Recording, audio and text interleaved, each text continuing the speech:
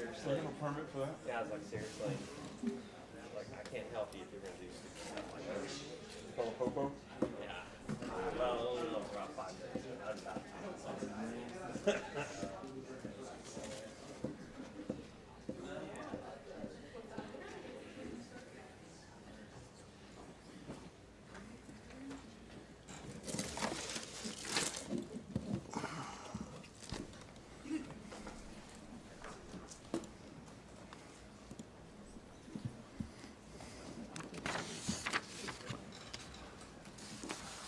I know. You think it's almost 6:30.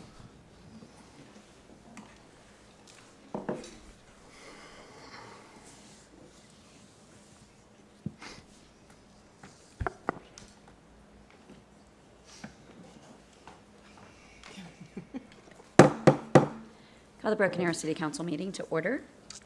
We have invocation by Pastor Rich Manganero. Hello, sir. Okay, guys, you ready for it? Yeah, we are. Bring it. Father God, we come before you tonight with lots of business concerning Broken Arrow. We pray for a download of strength upon each city councilor, our city manager, and all those who provide input to make decisions. Proverbs 3:6 says, "In all our ways acknowledge you, you will direct our paths." So tonight, with this prayer and hearts that were chosen to lead our city, we acknowledge you. They need your wisdom, understanding, and all matters coming before them tonight. May unity and peace fill them, along with a deposit of direction to lead this great city, a city that's expanding and growing so rapidly. Bless this meeting with your presence, joy, to help fulfill the great plans you have for us. In the name of the greatest builder there ever was and ever will be, your Son, amen. Amen. Be blessed, guys. Thank you. Thank you. All right, roll call. Pickle, Here. Green, Here. Ford, Here. Parks, Here. Wimpy. Here. Please stand and join Councilor Pickle for the Pledge of Allegiance. Thank you. Attention, salute, pledge. I pledge allegiance to the flag of the United States of America and to the republic for which it stands, one nation under God, indivisible, with liberty and justice for all. You're rushing us. You can't have it. It's no comma. No comma. I've been through that argument. I know. I'm going with him. Okay. I have item AR from the consent agenda to be pulled for discussion. Is there any other items to be removed? I'll make a motion that we approve the consent agenda as it stands, minus item AR. Second? We have a motion and a second. Roll call.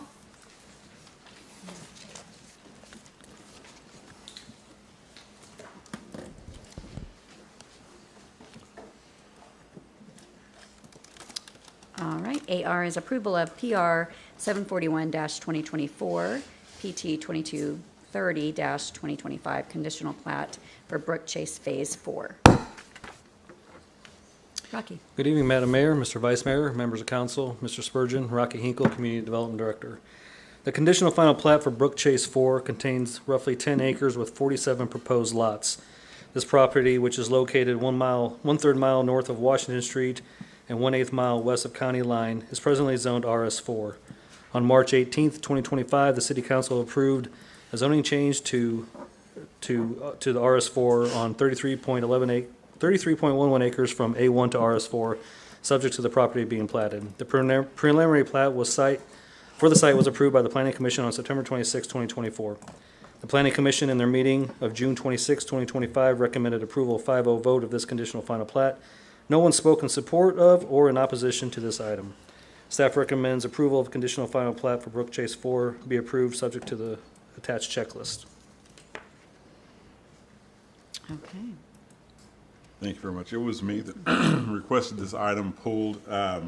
As many of you know, that we have a lot of development happening here in Broken Arrow, and it seems to be a very hot button topic, development here. So I just wanted to get this pulled off the consent agenda and put into regular business That way it's put out there, just for the simple sake of transparency. We've heard some things that we've tried to slide stuff through or speed stuff through, but I want to let everyone know that we do have these items. They are open for the public to hear, view, and comment on if need be. So, Sure. thank you for Thank you, presenting sir. that tonight. Thank you. Thank you, Rocky. Anybody speak on it? No, sir. All right, item 7 is public hearings, appeals, presentations, recognitions, and awards. Excuse me. Oh, Mayor. I have to do a vote. Did you want So to take a sorry. vote on that? Yeah. Need to vote on that. Do you want to entertain a motion to approve AR? I'll make a motion that we approve AR. Second? We have a motion and a second. Roll call.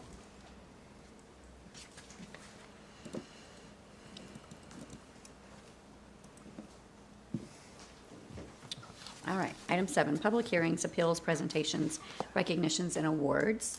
Item 7A, presentation and discussion of upcoming micro-survey about the South Broken Arrow Library. Aaron? Good evening, Mayor, Vice Mayor, Councilors, Mr. Spurgeon. Aaron McCulloch, Director of Communications for the City of Broken Arrow. And I'm here, as Mayor Wimpy said, to talk to you about, kind of preview the South Broken Arrow Library project plan that they have. Give you a little background first. Go back to June 18th. This was the day that you convened a full day, a long day, a very productive and informative day to talk about the Go-Bon projects. You met with community groups that use our city facilities, that use their city facilities. You met with city staff. They told you about some of the potential capital improvement projects that are up for consideration for inclusion in the 2026 bond. One of the groups that was there, not a conventional community group user, was Tulsa City County Library. And they were there to tell us about their potential plan, or not potential, their plans to build a new building for the South Broken Arrow Library out at Aspen in New Orleans. So what we learned from them was that this building was built in 1993. It was renovated about 14 years later. However, the footprint really didn't change. It still stayed that 6,100 square feet. What you can see there is what we learned is that they're the 5th busiest. It is the 5th busiest of the 24 libraries in the Tulsa City County Library system. We learned that they have about 150,000 items that are used in their library every year, and that about 84,000 of those are children's items. They also let us know that more than 20 homeschool groups use this facility, and that their visitor traffic has increased incredibly, and it's going to go up 67% from 2021 to 2026. And if I remember correctly, I think that's like 53,000 people in 21. And 26, it's going to be around 89,000 that they're forecasting that's going to be walking through their doors. We learned that the new project is going to be about twice as large as the original, right there next door, that big grassy area that's right next door to where it currently is. It's going to feature some large community meeting rooms, classrooms, tech hub, children's amphitheater. I learned last week that they're looking at naming the amphitheater after Dr. Oliver. Outdoor reading area and a drive-up service window. They have an estimated cost on this project at $12 million. We learned that they've raised about $6.65 million, and so that gives them a funding gap of about $5.34 million. And then that leads to why they were here at the Go-Bon meeting to discuss with you, and that's a potential 7th proposition on the ballot come April 7th, and about whether or not the city wants to contribute to help kind of close that gap in their funding. So this survey is going to go out to the public, and we're going to ask them what they think. It's a very simple survey. The introduction is going to include basically everything that I just told you, and then we're going to ask them 2 questions. The first question is, how much do you think the city should contribute? And you'll see here that we've given them 6 different options: 1 to 2 million, 2 million to 3, 3 to 4 million, 4 to 5 million, at least 5 million. And then I do not wish for the city to contribute to this project. We also put in a question where we asked them to tell us why, if they said they don't want any contribution from the city. That's not a required field, so that's not necessary. And of course, these responses, just like all the other surveys we've done, will remain anonymous. The plan is to launch it on July 28th. It will be open for 3 weeks, just like all the other micro surveys that we have done. Should definitely take less than 5 minutes to complete. And the results will be presented to you on your second meeting in August, which I believe is the 18th or 19th, just in time for the first community forum on August 28th. Happy to answer any questions that you may have. It's a great launch date. Happens to be my birthday. Hey, happy early birthday. Just throwing that out there. Any questions or Discussion? All right, Thank you sir. for your time. Item B, update on the 2026 general obligation bond package. Thank you, Mayor, members of council, good evening. Looking forward to tonight's presentation. Just real briefly here is just to follow up on Aaron, is obviously, as we've done on other propositions such as streets and roads, public safety, which council will be hearing the result of the public safety survey at the August 4th meeting. This is another opportunity for us to take the input from the public and take that into consideration as you finalize what projects and propositions you want to put together. And thank you very much. And then speaking of the projects, thank you to the council for the June 18th meeting. There was a great deal of discussion that went on. We're very excited about the fact that everyone got to present, and that's going to lead up to the public forums. There are 3. Aaron mentioned the first one on the 28th of August, then on the 3rd of September, and the third one will be on the 25th of September.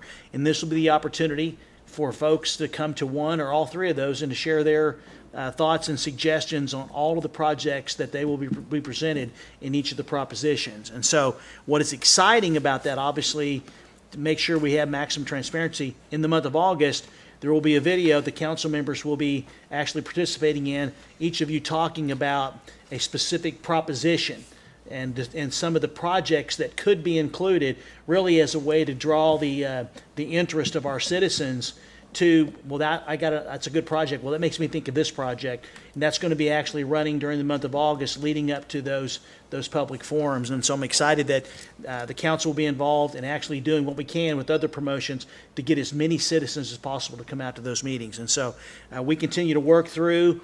At some point, last thing is, we will be presenting a recommendation to you from the steering committee. They've been working very hard. They're going to probably have at least one more meeting before the actual public forums, and then determine when's the best time for them to come visit with council about some of the higher priorities they have for the bond package for your consideration. That's all I have. Awesome, thank you, sir. Item 8 is citizens' opportunity to address council, and there are none. Item 9 is general council business. 9A, consideration, discussion, and possible approval of a film incentive rebate in amount not to exceed $59,000. Aaron.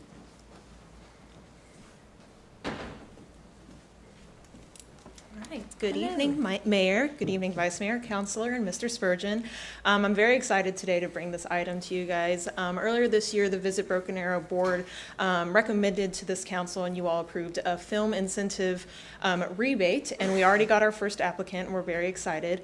And so this rebate was to spur economic growth, job creation, and visitors to Broken Arrow, also to be a part of what the state has been already doing and to just be a part of that train that's going. And we're very excited. So this rebate utilizes lodging tax funds, so those funds that visitors pay whenever they come to our hotels and stay the night. This application is very exciting. The film is called Horrified. It is a horror film that will take place at Stony Creek, and we're very excited. They are projecting to have over 500 hotel nights while being here, also including tons of economic spending while they're here, including meals and catering and dry cleaning and everything that a film needs while they are here. We're very excited. They applied last month. The Visit Broken Arrow Board approved it earlier this month on July 1st, so we are bringing it to you. It is going to be not to exceed $59,000, so they are going to have a very high impact on us, and the requirements kind of go into detail how they got to that number, and the attachments show all of that as well. But I have the producer here, Randy Wayne, if you have any specific questions about the film itself. But There'll be no actual murders in the hotel, right? no. Just wanted to clarify. Yes, Yes. Let's have him come down and tell us a little bit about the movie, because when he presented to us on the visitors board, I'm like, I don't really like horror films, but this is a friendly horror. It's friendly? It's a friendly Okay. horror film. So Yeah, I'm gonna let my him name's- explain. Yes, absolutely. My name is Randy Wayne. I'm the producer. I'm a Tulsa-based filmmaker. I'm from Oklahoma City, Moore, actually, to be exact. I moved to LA in 2000 to become an actor. I was full-time acting for 17 years in LA. And, I had enough. So I moved back to Oklahoma about 8 years ago. start a production company. So this way I can be in control of my destiny, not just wait for a phone call. And so I started a production company called Rebellion Films. My wife's my business partner. And since we've been here for 7 years, we've shot 16 feature films in Oklahoma. Every genre, from westerns to Christmas movies to, horror films.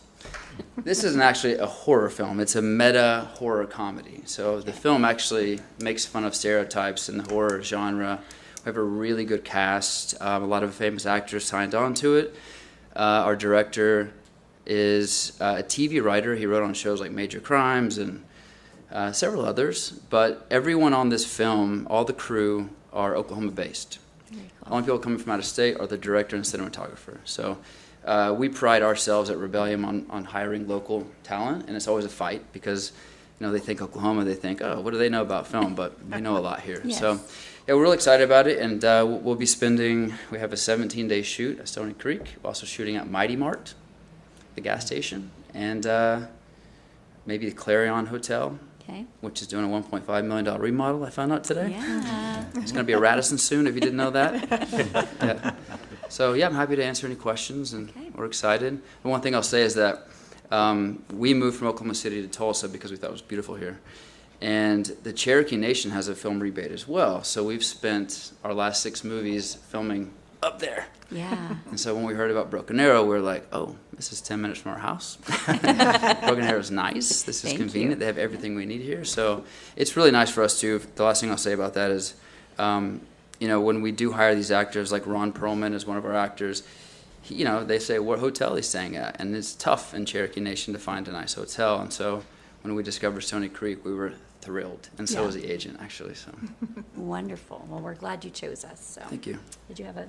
Well, I was just going to say, too, for those of you that may not be on the tourism board, which I'm the only one that's on the tourism board, but for you that may not know, so anything he builds, when our Home Depot opens up, he would buy the materials like at Home Depot or Lowe's or whatever.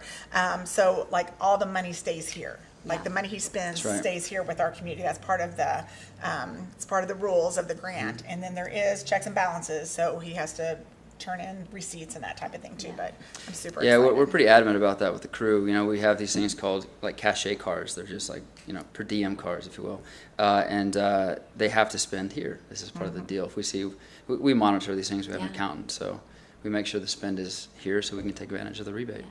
And then I also heard, like, if a film comes to a city and say they turn the downtown into a western, with dirt roads, they'd have to put it back. Everything has to go back and stuff like that. So, yeah. Because I know sometimes people worry about things like that. But. Yeah, last time I was here, we spoke about highlighting some of the Broken Arrow locations, and I was like, well, let me just make sure that it's going to make the city look good. That's really important to the film. So that's a yes, and the director's been driving around Broken Arrow, and he's like, ooh, this is cool. He's like, what do they want to show?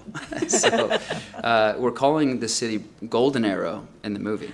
Oh, nice. But it just it makes sense for the film. It had a different name in the beginning. We're like, let's just keep it close. And so it's called Golden Arrow. I asked him if the Golden Arrow was going to be broken.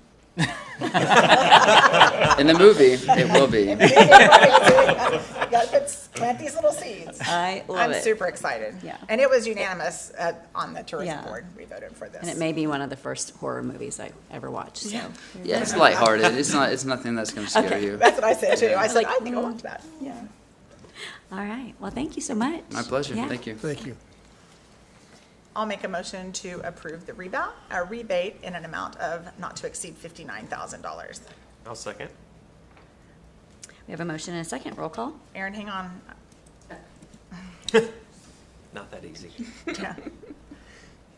I also asked Aaron, or I mentioned it during our meeting. Can you tell us about the 2 awards that we won recently? Right, yeah. So we're going to bring it next month because Michaela's coming back from vacation. But this is a preview then. Yes, this is a preview. This is spoiler. So the Redbud Awards, it's the Oklahoma State Tourism Awards that they do among all of the different cities and DMOs in the state. And so we got 2 merit awards this year, and I'm very excited because they're 2 of my babies. So we got Outstanding Media for our Christmas and Broken Arrow media coverage that we did, and then we got Best Marketing Campaign Small Budget for Bullseye. So we're very excited. So we'll bring those to you guys next month whenever me and Michaela are can both present them to you. So thank you so much. It's worth bragging 2 months in a row. Yeah, absolutely. BA brag, that's our That's new little right. hashtag, BA brag. We've had a lot to brag about, so. All right, item B is consideration, discussion, and possible approval to accept the Drainage Advisory Committee's recommendation to approve expenditure of 2018 general obligation funds to design drainage improvements in the South Fork Estates subdivision. Charlie Bright. Good evening, Mayor, Vice Mayor, council members, Mr. Spurgeon.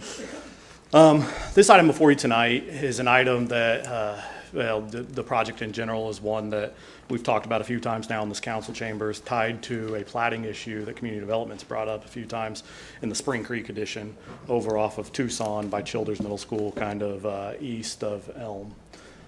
This particular item went back to the DAC. I don't remember exactly. It was a couple months ago. They went to the Drainage Advisory Committee, and we intended to bring it to the council there soon after. At the time, you guys are familiar with the issues that's happened between the residents and developer and everything else.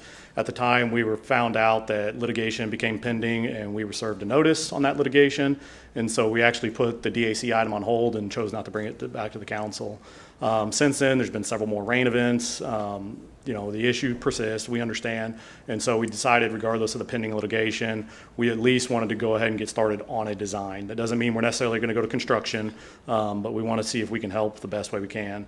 The goal is ultimately to see if we can find a way to get the water coming from the west in the Spring Creek direction, either through or around the neighborhood of South Fork in one way or the other.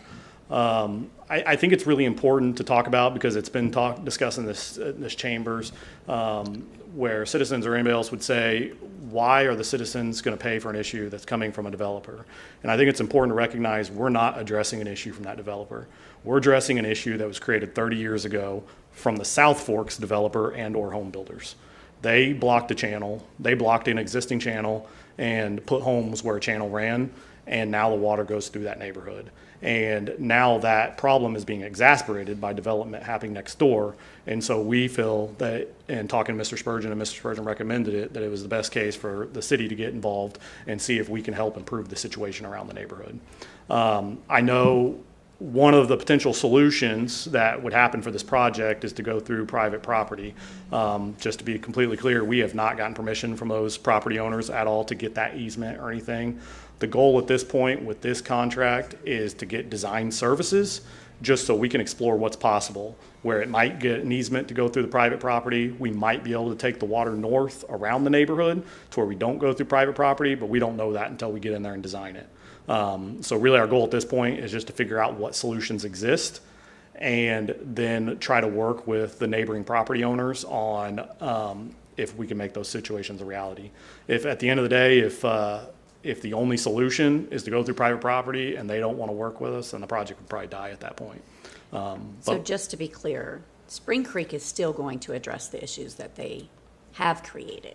Yes, From Spring their- Creek okay. has their responsibilities to Okay. address the issues they address. Okay. But the way this neighborhood was built, the water naturally flows through 2 residential homes. And if you look at old topographic maps, one of the houses is built directly dead center on top of what the channel of the creek was. Now the water runs around that house. That is becoming a more exacerbated issue now that Spring Creek is developing. It's more noticeable. And while the total water is less than any rain event, those more rain events are causing that total amount of water to come. So it's more visible and it's more seen. There's other issues with Spring Creek. That's not what this is about. This is about addressing the issue that is existing at South Fork. So when South Fork was developed, the city didn't have any say-so over where the lots were going to be put or anywhere on that. Is that correct? That's a great point. The South Fork development happened prior to our current regulations and design standards. I think from memory, I don't remember the exact dates, Mr. Schwab might, but I think from memory, it was built just prior to us putting those regulations in place. If they had delayed 2 or 3 years, we would not have allowed South Fork to be built the way it was built. But they built it prior to our regulations. They blocked the channel. They built houses on top of the channel, and they rerouted the channel around the houses. We would not have allowed that today. Well, and I just wanted that as a matter of record, actually. Absolutely. Appreciate Yeah, it. thank you, thank you, Johnny, for asking that. That's what I was wondering too, is like, how do we let them build? If- Yeah. You know, Right. but, I believe it was mid-90s. You want to say the dates? Yeah, our design criteria came in 1994, that would require detention and all of this, and this was, just like Charlie said, right in front of it a year or two, so. Yeah. Yeah, I mean, to the point, we're talking about water, the amount of water running off, everything else. South Fork does not have detention, and they're doing the same thing to their neighboring property owners. Granted, now Spring Creek is providing those things, but there's obviously other construction issues going on, what this is about tonight. But with those standards not being met at the time, there's other things they did that have created the challenges that we're dealing with today. And we feel like this is what one of the reasons that the DAC was put in place and one of the reasons Prop 6 money was created is that we can help a lot of people by the city getting involved. So, Well, and I think having the design in place, whether we do it or not, as you say, would be only fair. That we're trying to do our best to follow up with it and get a long-term solution to that. So absolutely. I'm certainly in favor of it and voted for it, and during the Drainage Advisory Committee also. Yep. I just can't imagine the stability of the houses being built on a creek bed or on a Well, creek I mean, channel. in fairness to them, I believe the citizens are here in the crowd. I mean, in fairness to them, like, the water's routed around it today. That's not where the water goes. They compacted it. I'm sure it's fine. It's just the water has to go a different direction now. And, we've seen the videos, the driveway's full of water. I mean, that is where the water was designed to be when the homes were built. And now it's getting exasperated because of development happening next to it. Yeah, hopefully we'll be able to Yep. help them Help the with that. situation. Yeah. Right. We do have a citizen that's signed up to speak, Mr. Benuzzi.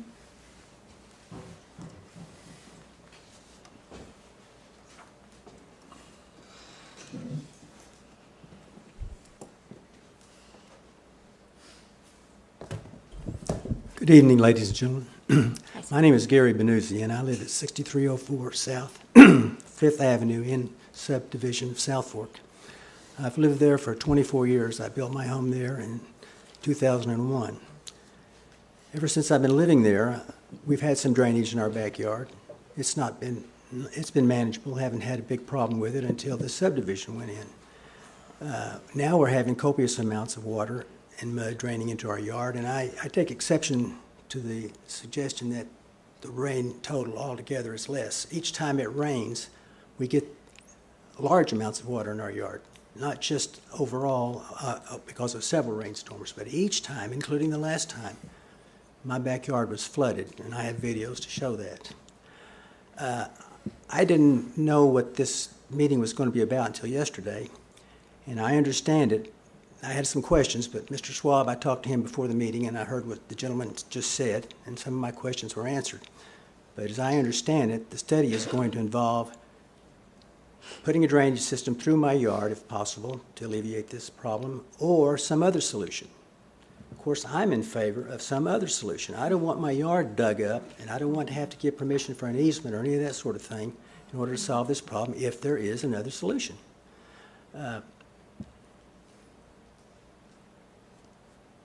I think that's what yeah. Pardon? I was going to say that's what. First heard of this possible solution of going through my yard was back in, I think, May, when I talked to Mr. Schwab and several others who were in our neighborhood for a meeting, including the city manager and others. And at the time, it sounded like a good idea, but I got to thinking about it, and I don't think it's a good idea because it's really going to impact my yard and my property. There's got to be another solution.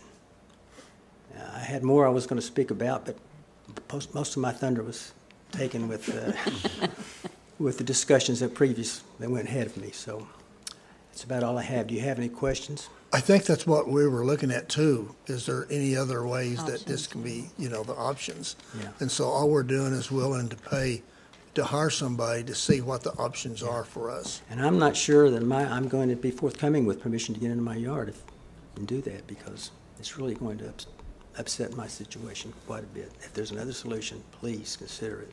Right. It sounds like that's what we're paying that person to see, what other choices are. Okay. Well, I didn't know that until today, so. Okay, it's okay.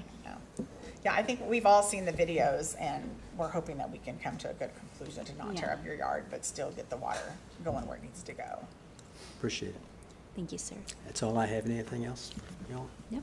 All right, thank you. Thank you. Item 9C, consideration, discussion, and I possible. make a motion that we need to. I was just going right along. Sorry, Charlie. Sorry, Charlie. You're fine. I will add to Mr. Benuzzi's comment, we're absolutely going to try to find a solution that does not Right. go through his yard. I mean, it is difficult because the existing drainage pattern does go through his yard. Yeah. There may be other solutions, and we're going to see if we can find other solutions. Right. Okay. Thank you. I make a motion, we approve. Oh, I'm sorry. I'm sorry, can we discuss before we approve or not approve? Sure. Sorry. So I know when we talked about this last month, we talked about due to the possible pending litigation, we were going to table it till we figured out, so what's changed now that we want to go ahead and invest money in it now as opposed to waiting? So the items that were tabled previously were the conditional final plat, and that is still tabled from the developer itself because they have issues they need to address and the concerns. That item's still tabled. We've not brought this item before the council yet. I think the city leadership had made a decision that due to pending litigation. But we said we'd hold off on it. Oh, okay, okay. And part of it to us is due to the pending litigation, not knowing at the time if they were going to try to bring us into the litigation, if we were a party, and also the consultant that was designing a lot of the issues was named in the litigation, and they backed off willing to design anything at the time until some of that proceeded. Since then, the consultants reached back out to us, and they said they've talked to their attorneys, they have no problem moving forward with where they stand. And then I think it was just discussions between myself, Mr. Schwab, and then the recommendation from Mr. Spurgeon of, rain events are happening. It's a problem.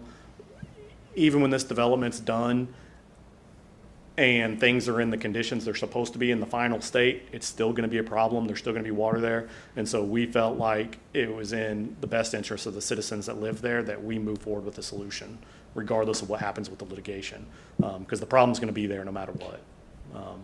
Essentially, it's just to get the design and the alternatives analyzed. It's hard to talk intelligently with everybody unless we have looked at the whole thing. So it's no construction, it's just the design and alternatives. Yes, sir. Any further discussion? Designs take time. Right. And I appreciate the question. When you're talking about multiple designs and looking at trying to divert the water a different direction, I mean, probably one of the designs, as you heard the homeowner, he'd prefer not to have that done. He said that on site out there when we met back in May.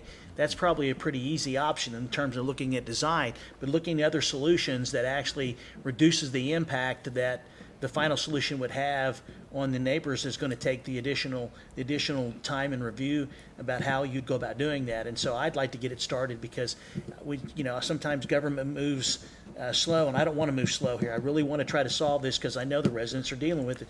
If it's not raining, they're dealing with it. If it's raining, they're dealing with it. So I'd like to move this and expedite it. Yeah. So.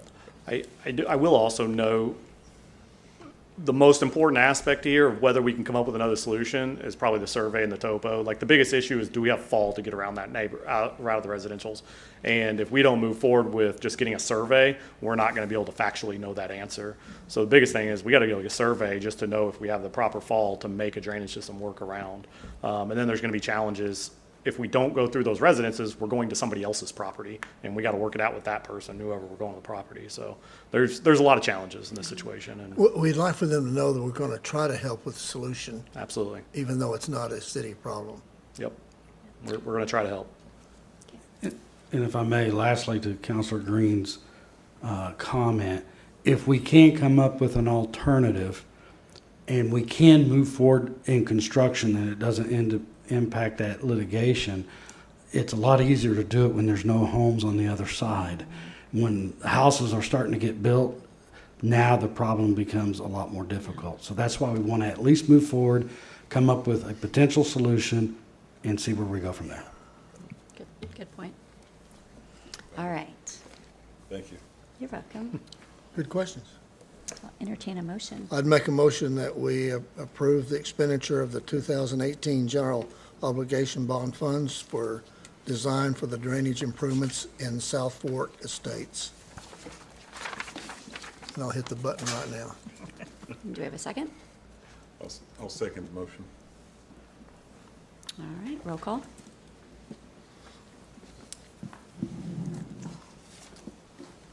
Thank you all. sir.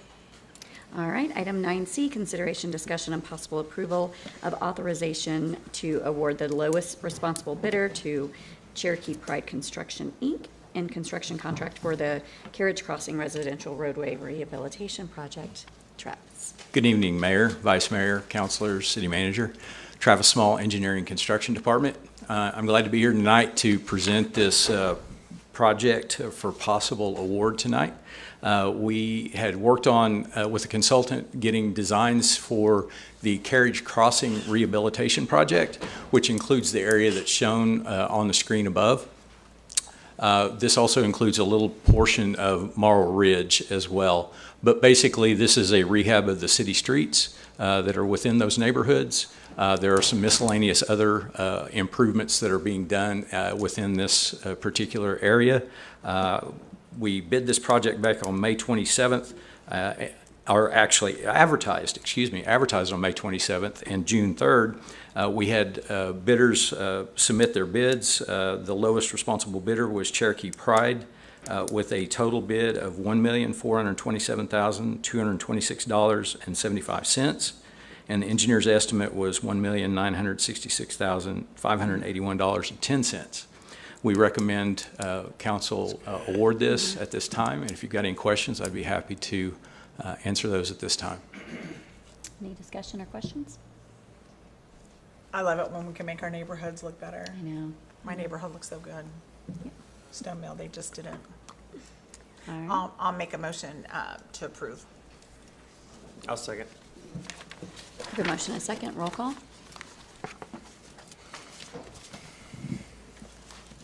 Thank you, sir. Thank you. Item 9D, consideration, discussion, and possible approval of BAZ 2205-2025, rezoning the villas at Battle Creek. Rocky Hinkle. Good evening again, Madam Mayor, Mr. Vice Mayor, members of council, Mr. Spurgeon, Rocky Hinkle, Community Development Director. BAZ 2205-2025 is a request to rezone approximately 7.39 acres from CG to RSP. The property is located approximately south of Omaha Street and 1/8 mile east on Aspen. This property is currently unplatted.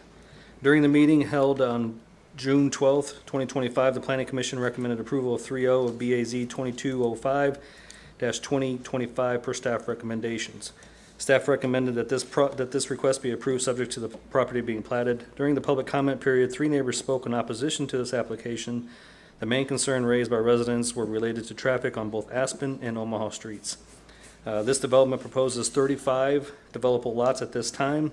It was stated at the meeting that the widening of 51st Street from Aspen to Elm would be proposed in the upcoming 2026 general obligation bond package. And it was also stated that 35 single-family homes is less intensive a use than had this project been developed, or this property been developed as commercial. Staff recommends approval of 2205-2025 per Planning Commission and staff recommendations. Okay. We do have one citizen signed up to speak. Mr. Hussein?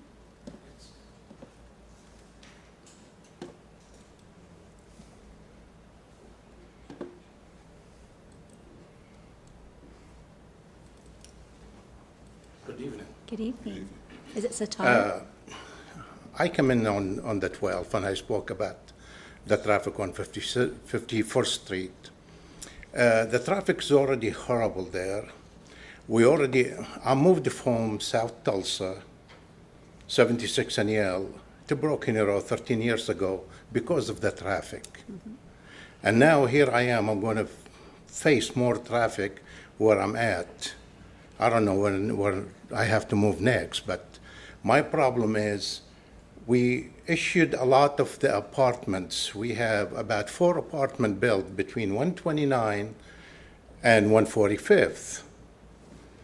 And, you know, by adding all these apartments, you add in more traffic, you add in all kinds of things. We don't even have a turn lane on 51st Street.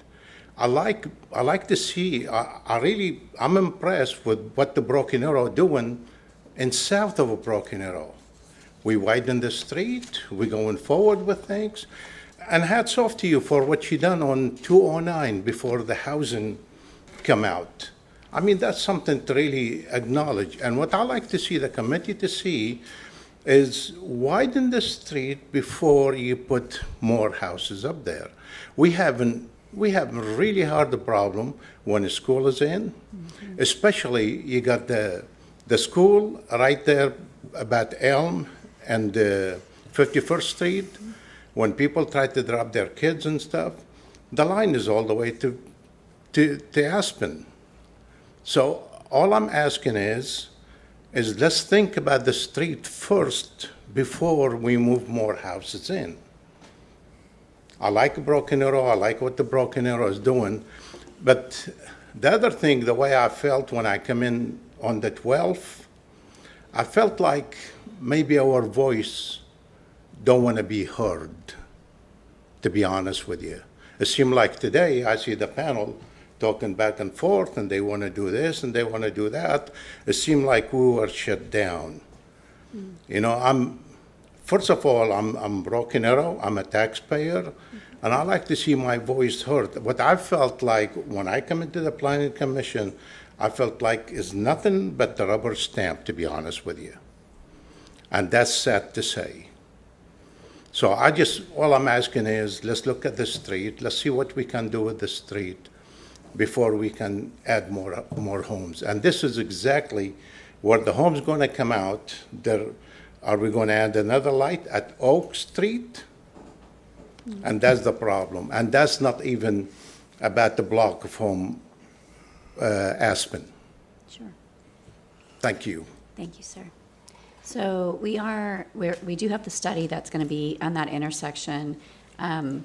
Just reminder, that intersection is City of Tulsa, County of Tulsa, and then City of Broken Arrow, which makes it real difficult to do some of those things. But will there be another egress on that neighborhood? So from Omaha Street, it'll tie into North Oak Avenue to the north there, and then there'll be access to the west to Aspen. Where's the? So if you scroll down, so the very southern part of that development, there'll be access to Aspen there. Oh, okay. We currently have potential plans in the next general obligation bond package, I believe, to possibly widen this road. Is that correct? Counselor, that's right. In fact, I've mentioned it a dozen times. I believe the first two roads that council, if approved by voters, is this road with the determined design, and secondly is Tucson from Aspen to Olive with the widening and actually upgrading the intersection at Olive. And then also want to point out, it's not going to be apartments. Well, Single family. and I was going to point that out too, is because really, in the comp plan, that looks to me like that would have been apartments in there. I know we've looked at it several times. Yep, I was just going to say, if you recall, a few years back, the applicant brought forth proposed apartments at that time, and it got denied. Right, and so I was pleased to see, you know what I mean, the houses in there. Okay, so that West Juneau Street, is that where you were talking? Yep, right there. Yep. Okay. Which is quite a bit further down, which is good, off of Aspen. So you're saying this intersection can be one of the premier bond issue? Yes, Vice Mayor. I mean, to me, if you think about it, you go back and look at the projects that were left on the proverbial drawing board back in 2018. Mm-hmm. Both of these two were right at the very top then in terms, but we had 210 million, did not change the tax rate. And so obviously, I've said all along, probably the two most important, one's in the south and one's in the north, and this one, and we've already, it's a part of the study that we received the grant for, but still, obviously, you've heard Kenny talk about, it doesn't need to be the same width because of the challenges that go along with it, but this road is at the top of my list in terms of what I'm recommending we include. Well, and I think that you did make a good point, though. If it stayed commercial, you could have hundreds of cars, depending on what goes in there, that would be in there daily, in and out. That's correct. Where this is 35 cars. I mean, possibly times two, but depending on what the household is, but.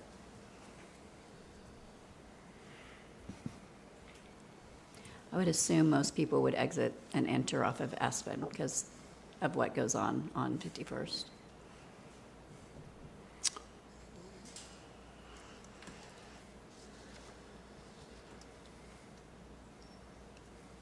Anything else? Any other Is questions? there anyone or- else signed up to speak? No, Is that it? just the one.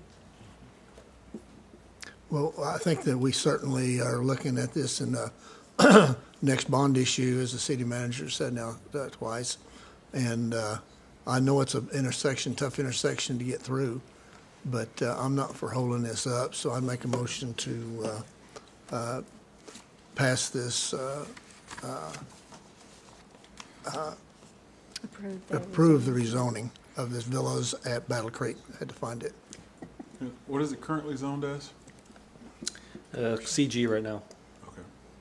So if we don't approve this and the developer wants to go ahead and do something, they can Build. just go ahead and do commercial because it's already zoned that way. That's correct. So if we deny this, they can Right. still go forward with development there. With a higher regardless. intensity, yes. Yep. Right. Yeah. He had a question. Do you want to let him answer it? Ask it. The gentleman. Sir, you can come up. Want to make sure he knows he's heard. Yeah.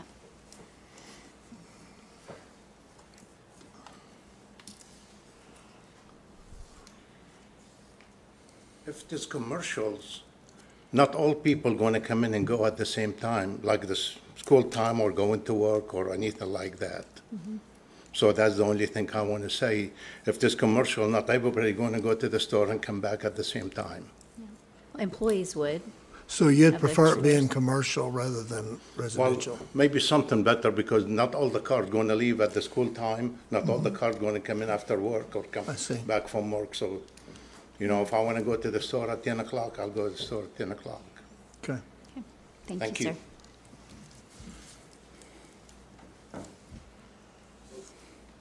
I think it's been proven that this intersection is most definitely needs to be a high priority. And with the study that's going to be going on with ODOT as well as the bond package. Yes, ma'am. That gives me hope for that area, for sure. I still make a motion for approval of the RSP, single family. Have a motion? Do you have a second? Did you click your button? No, not yet. I want to see if somebody's going to second. I wasn't going to click my button. Nobody's willing to second it. I'll second the motion. All right. Roll call? I got a second.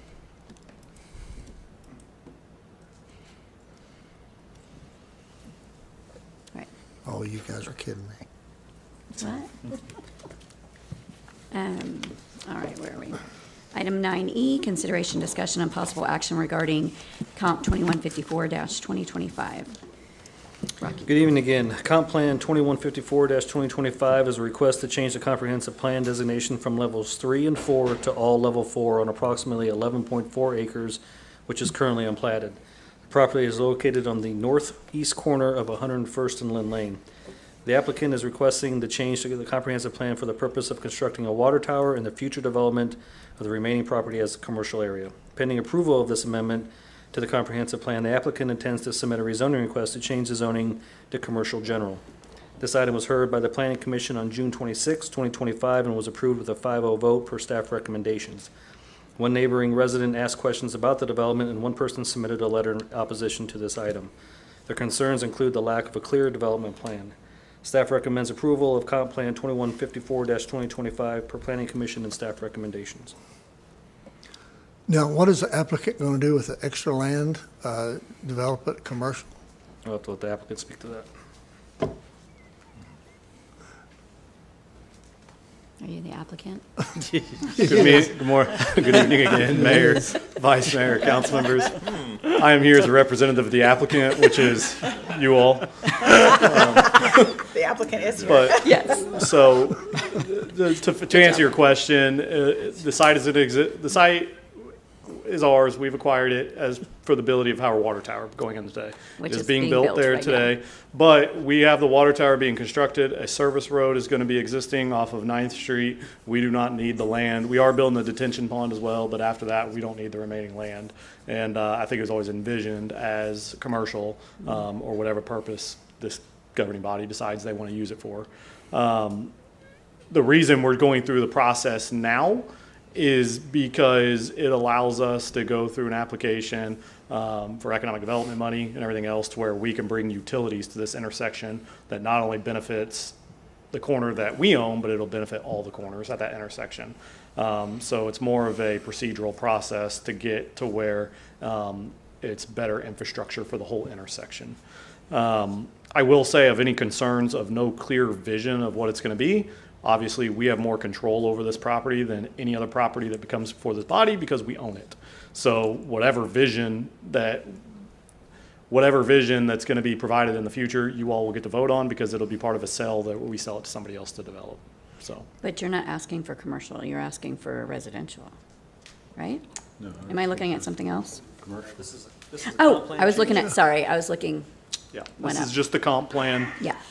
With the anticipation that a zoning change will come later, but it's just the Right. comp plan change that's in front of the water tower. So. okay.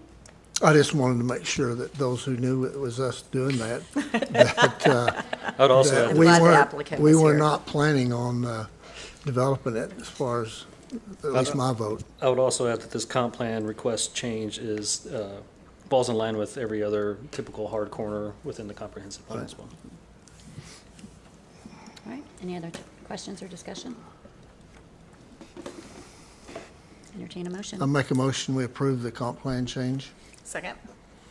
A motion and a second, roll call.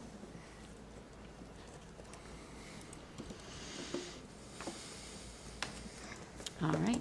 Item F is going to be tabled into the August 4th meeting. There was a Scribner's error. Is that what you'd say?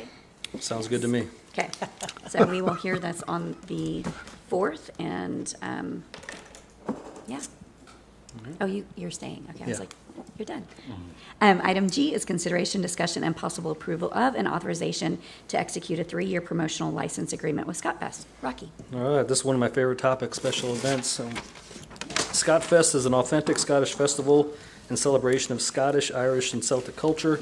This amazing event consists of folk, roots, rock and pop music, Highland athletics, pipes and drums, Highland and Irish dance, whiskey tastings, vendors, and a great selection of beer and area food from the Scottish, Irish, and British homelands. Since 2018, this festival has always been held on the third weekend in September in the Broken Arrow Events Park. With current construction activities occurring in Broken Arrow Events Park, Scott Fest will celebrate its 45th year at Central Park. This year's Scott Fest will take place September 19th, 2025 through September 21st, 2025. At the July 1st Visit Broken Arrow board meeting to further strengthen and enhance the partnership between Scott Fest and the City of Broken Arrow, the VBA recommended approval of a 3-year agreement that will ensure continued success for the community. This promotional license agreement is eligible for 2 additional renewals if all requirements of the agreement have been satisfied. Year 1 of the agreement will be funded by the general fund. The general fund could be reimbursed from hotel rebates through VBA funding in year 1 of this agreement. Based on the amount of hotel rooms occupied during year 1 of this agreement, VBA funds could be utilized for year 2 of this agreement, and VBA funding could be utilized for year 3 of this agreement if the hotel rooms occupied in year 2 justify VBA funding. Staff recommends approval and authorize execution of a 3-year promotional license agreement with Scott Fest Incorporated, and Mr. Morrison, the promoter, is here to answer any questions you may have. All right. Well, I think we do have some questions, so.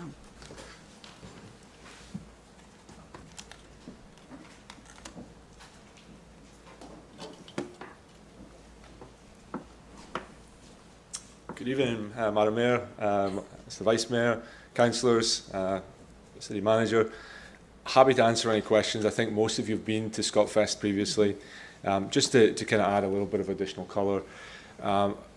As you gather, I'm not from here. I'm from Scotland. We just wanted you to come up and speak so we could listen to you. And when I first came to Broken Arrow, someone asked me if I wanted to be involved in Scotfest. And I said, absolutely not. I've just spent my last 25 years or plus in Scotland. Why would I want to be around more Scottish people? And, I came out to the first year, which was actually held in Tulsa. That was back in 2017.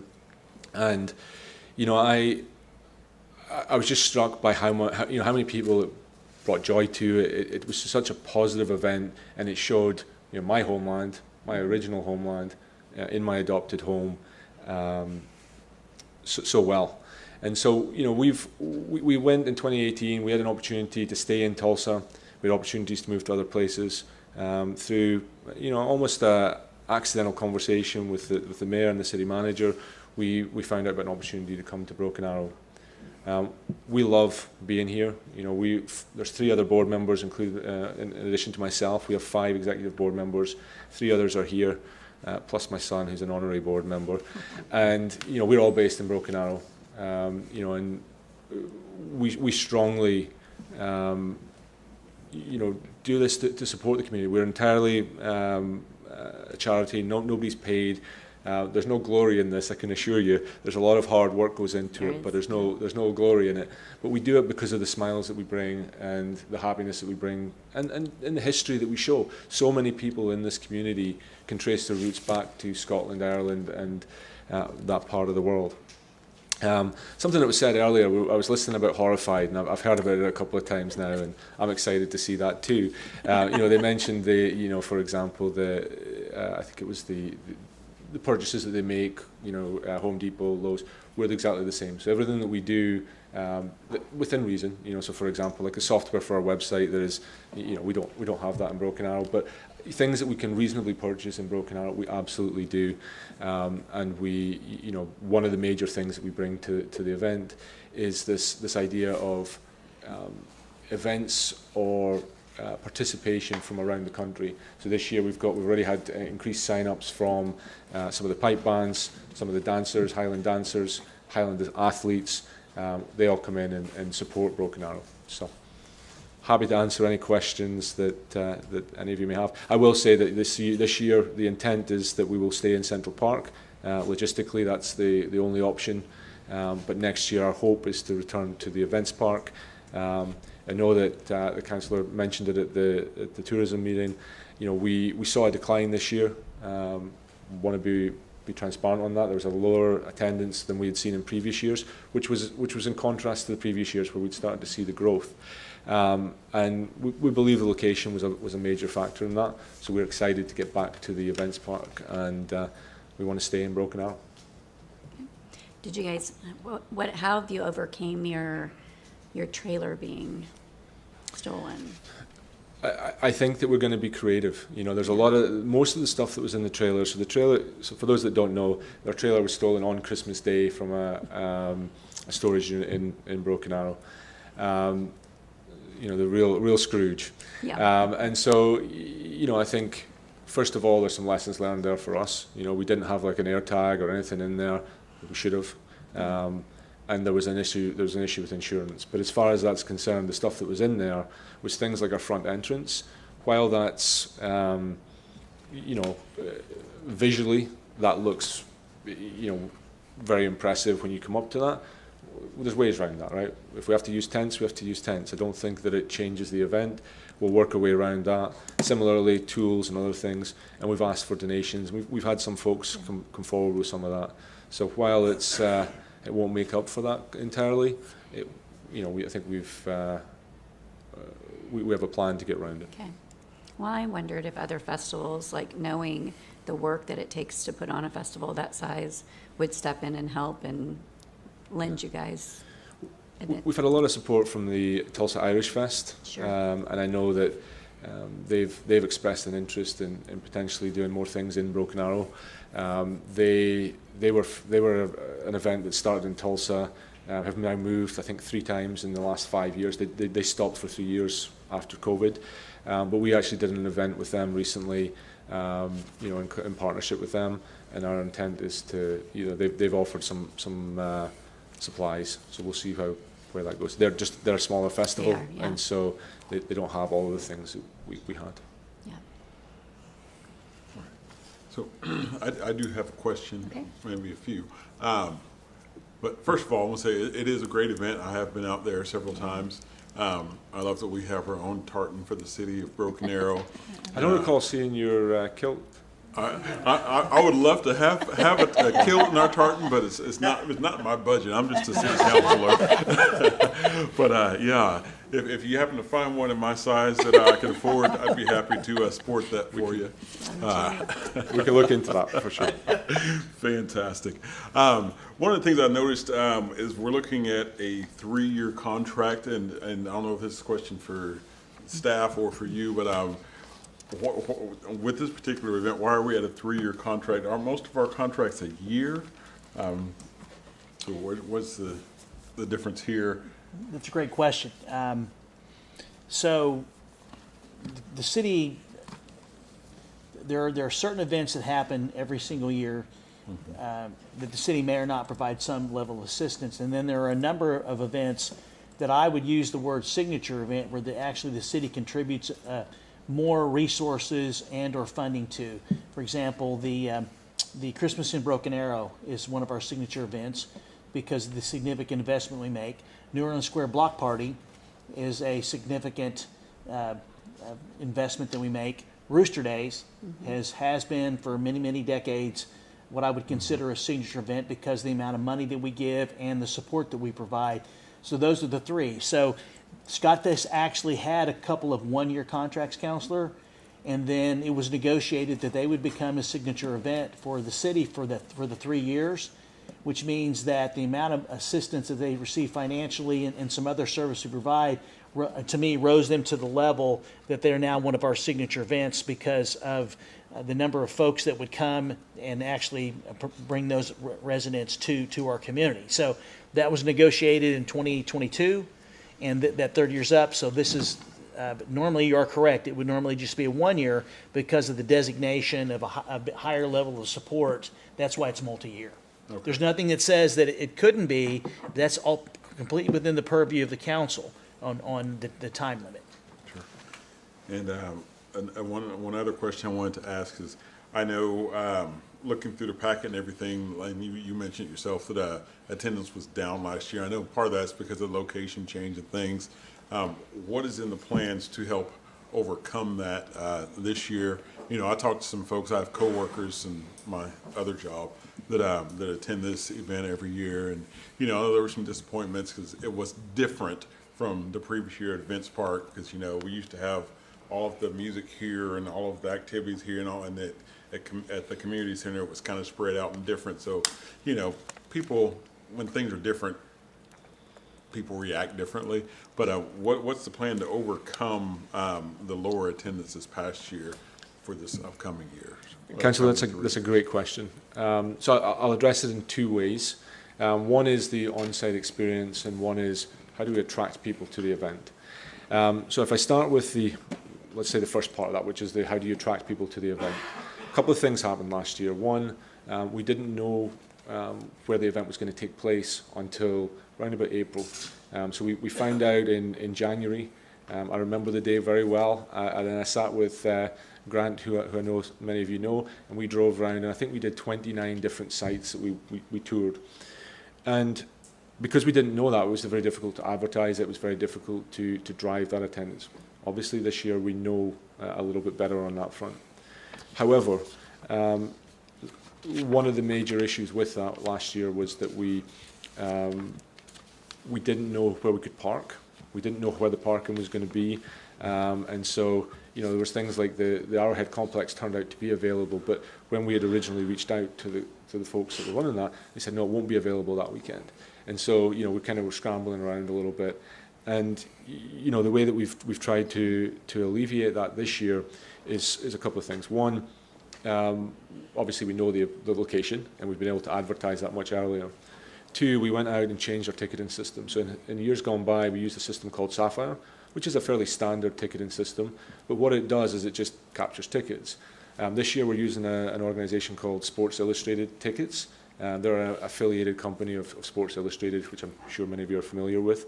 The reason we went with them is because they don't just offer a ticketing software, they offer a full marketing suite on the back end, because what they've realized is they charge us per ticket.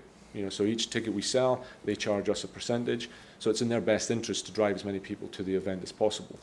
The result of that is that they have a massive database throughout the United States, specifically of people that have gone to Highland Games and athletic events like ours in the past. So they drive that out. So our first email on that front goes out next week. So we've done that, and then we changed our marketing company to be a little bit more specific as far as where we target. We saw that attendances went up after COVID. And I shared in the tourism meeting, one of the reasons we believe that happened was that, thanks to this body, Broken Arrow largely stayed open, whereas a lot of neighbouring states did not.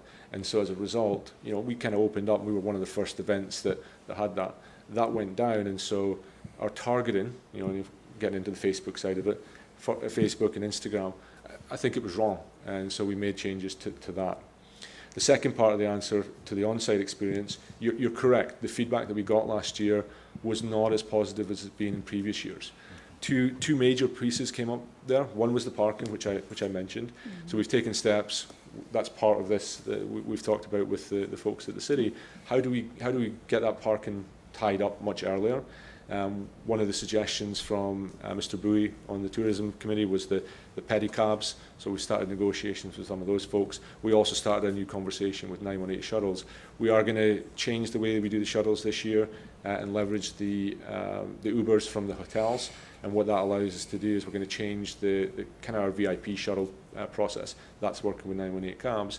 The other part to the negative feedback that we got was around the tent.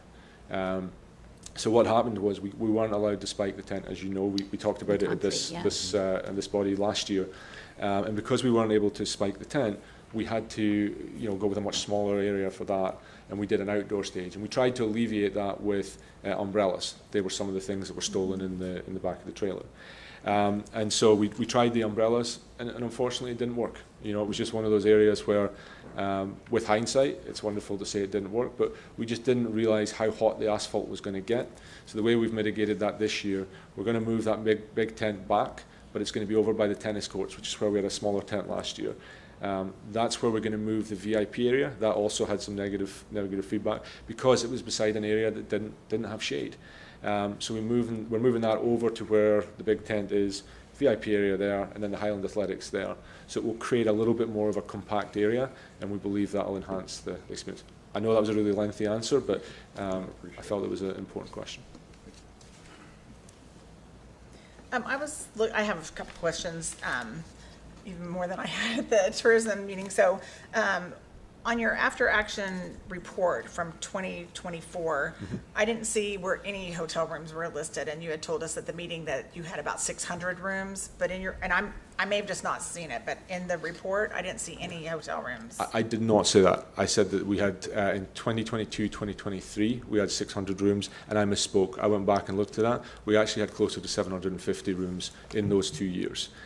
Last year, we did not have an accurate count of hotel rooms, purely based on the fact that we were so late in getting the location finalised that by the time we got the links out, we don't know. What I said was that we had 97% occupancy at Stony Creek on the Friday, and I want to say, 95% on the Friday, 97% on the Saturday, and similarly, some of the other hotels that we worked with had higher levels, but I didn't have the exact number that we can attribute to Scottfest. Okay, so for those of you that may or may not know, the tourism board, we reimburse for hotel rooms that are used, and so that's why that question was important to us to know how many hotel rooms they used. Also, this is one of our signature events. If you tell me if I'm wrong, but we spend the most money on this event than any other event we sponsor. From the spreadsheet that I asked for all the events. I tried to look at that on my phone. I'm not sure. I believe we spend more on New Orleans Square when you add what we give for the entertainment and then for the fireworks side. I believe that's larger, and I also believe Christmas in Broken Arrow, the amount of money we spend there are, to me, without having everything in front of me, those are the two largest that we actually contribute dollars to, and then the associated manpower. But those are city-ran, or not private events? No, they're public. Exactly, Mayor. Yeah, okay. They're So all public. signature events because of That the we amount of put money. on. Yes. Okay. Yeah, they show off our city, and we don't charge for either one of those events, and there's a charge to get into This is, you're right, Stockfest. I understand Okay. your question, Okay. I'm sorry. This is the, yes, the most we give to a private type event that we consider to be higher level. Because I think the only other event that we sponsor that it costs to get in is Taste of Summer, and because they have to pay $8 to get in to eat the ice cream. But every other Rooster event that Days. we support is free. Yes. Rooster Days, you don't have to pay to get in. You just have to pay Oh, if you just ride the tickets. rides Okay, or if you're you're right. going to feed something or eat Yeah. something. So I guess that was kind of part of my, we give so much money, and then on top of that, we charge them to come, I guess was kind of one of my questions too. I was going to ask you too, so I thought we were just voting on the shuttle at our visitors meeting. And I had asked for where the shuttle went. So then I found out later that the shuttle went from River Spirit to here to bring the people that stayed at River Spirit to here. That was one of the routes, or no? It was one of the routes that was paid for by River Spirit. It was not paid for by Scottfest. Okay, it was paid for by what? By River Spirit. Oh, by River Spirit? They put on their own shuttle to drive people to Broken Arrow. So yes, they ran that. The shuttles that we ran went from the Central Park to the NSU via the softball fields, and they went up to the hotel. So it went through the Rose District up to the hotels. But that was the only ones that we paid for. The River Spirit did run a shuttle, but they ran that. That's part of the agreement that we have with them, is that they bring people to Broken Arrow.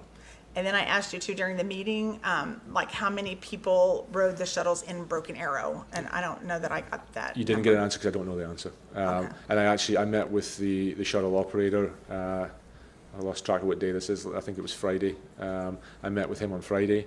He runs 918 shuttles. I asked him, did he have any data on that? And he said he did not have any data that he could share reliably. I really want to support this event because I've been to it. It's fun, and I think a lot of people that go to it have a lot of fun. But in all of his reports, it says it's not as successful at the community park where we have it now.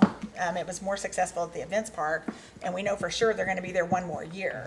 So I'm fine with supporting it. I just don't know that at the level that we supported it, for the amount of people that attended. And it doesn't showcase the city, although I love bringing people into the city to be able to see different cultures. That was one of my concerns, is the amount they wanted. And then I wasn't really excited about a 3-year contract either. But so when we brought this to the visitors board, we kind of brought it back here because of the amount of the money. The board, Ben Bowie said, it was so much money, and we were all volunteers, that he didn't feel like we had enough background to really approve the amount of money, so that's why it came back here. And So that would there's- be not reimbursable. Not reimbursable. Yeah. So I think In kind and money. couple of points to that, because I think that you made some good points there, and I did reflect on that. I think first of all, this is split in two, right? So part of this is in kind. So a large chunk of this is in kind services. So things like the police department, and then marketing, being able to leverage the billboards and that side of things. As far as the event being, comparing it to the block party and others, as I shared with you, and I think most of you on the council are aware, I own a business in New Orleans Square. I run a taekwondo school up there, and so from my perspective, I look at the block party and I say, well, actually, yes, you're right. That is a big event in the city. There's no doubt about it. And this year, it probably was a bigger event than Scottfest was last year. But what I would say to that is that the attendees, and again, I think the methodology may be a little bit flawed, because I think that when you count the folks who were there, on Friday night, I think you shared with me that the number was about 8,000, which was about the same as the attendance in Scottfest. And just categorically, that's not accurate. It may be that many people showed up in their cars and watched the fireworks towards the end of the evening, but regardless, I think I support both those events. I'm not trying to draw a comparison from a negative standpoint. It's simply to say that they're two very different events. So Scottfest, we have people travelling in from all over the country to come to this event, and we do it for a very good reason. We do it to try and drive this really positive experience. Broken Arrow is a growing city. I think it was in the invocation, he spoke about the fact that Broken Arrow is a growing city, and it is. But I think that one of the stated aims of this growing city is to maintain that small town feel. Scotfest is one of those events that allows the city to do that. If we were to not continue with the Scotfest, sure, you can find other events. I don't doubt that, but it's just another thing that takes away from that small town feel of Broken Arrow, and I don't think that necessarily as a citizen and as a resident of Broken Arrow, I take out my Scotfest hat for a second. I think that would be a loss to the community. We would be forced to go somewhere else and take it to another location. We've been around for 45 years, so. Understand it's not been as successful, but we're very confident that we're going to turn that around and make it a very successful event, as it has been in previous years. Well, the numbers, I know you didn't agree with our numbers, but we use the same numbers for all of the events, and I think the program's called Placer. Can you tell us what Placer, how they come up with the numbers? Placer is the old system, and so basically it puts a fence around a geopolitical area and captures visits to the area by patrons visiting the event. Okay, so it looks like Rooster Days in 2024, over the four-day period, they had 28,500. The Fiesta de Mayo, it looks like they had 8,800, and it was just a one-day event. And Camp Bandage, I thought I saw numbers for Camp Bandage, but it's not listed on my spreadsheet. But I thought it was like 4,000 or so on that. Yes, I saw that. Was that about right? I saw 4,000 somewhere. And that was just a few hours event on a Saturday. Scotfest, by our numbers, and I know you don't agree with our numbers, was 8,300 for the 3-day total for the 3-day event. Or is that, oh, yeah, okay, sorry, I was thinking it was 83 for the total. No, that top is the total. Got it. It says Shamrock, which is a one-day event, in 2024 was 18,800. And it's an evening, I don't know how many hours, it's hours, it's not like even a whole day. And then Taste of Summer, for 2025, I don't know. 6821. Yeah, maybe 6,821 for just the day. And that is the other thing that is charged. Like, you have to pay to get in. Used to, if you didn't eat ice cream, you didn't have to pay. But Yeah. this year, you had to pay, Yeah. regardless if you ate ice cream or not. And it was like $8. So I guess that was just kind of my thinking. I'm fine supporting it.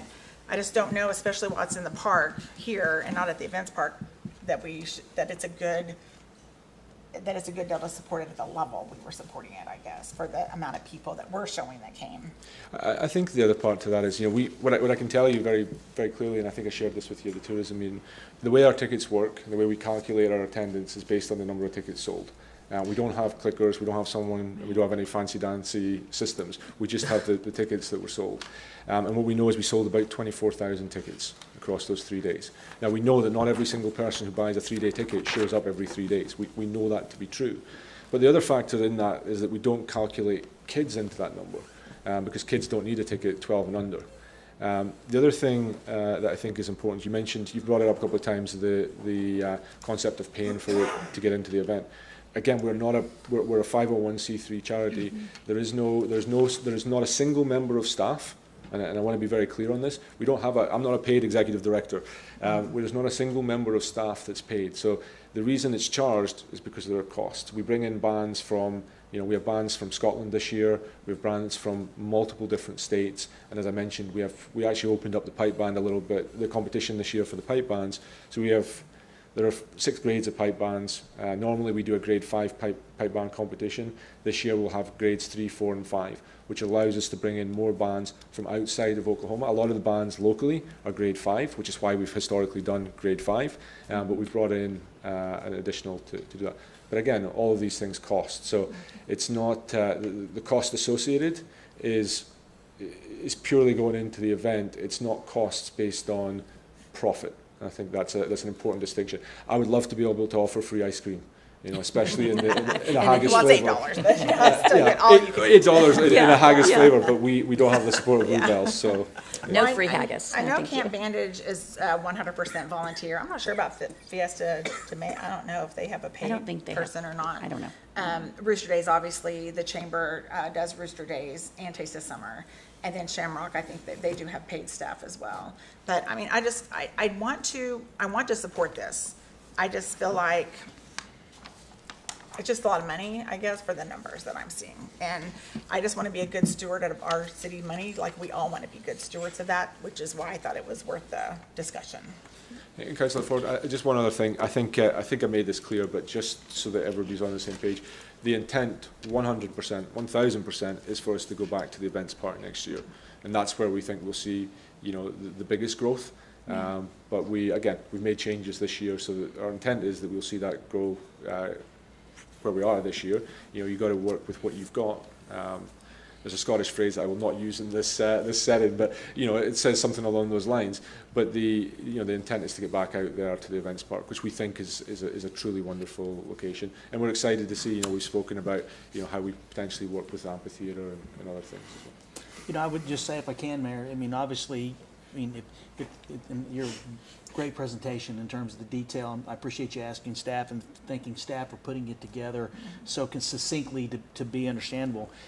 Council has concern they could certainly do a 2-year agreement, because that gives them this year and next year, and then obviously come with an option for a 3rd year at the city's discretion if there is a concern.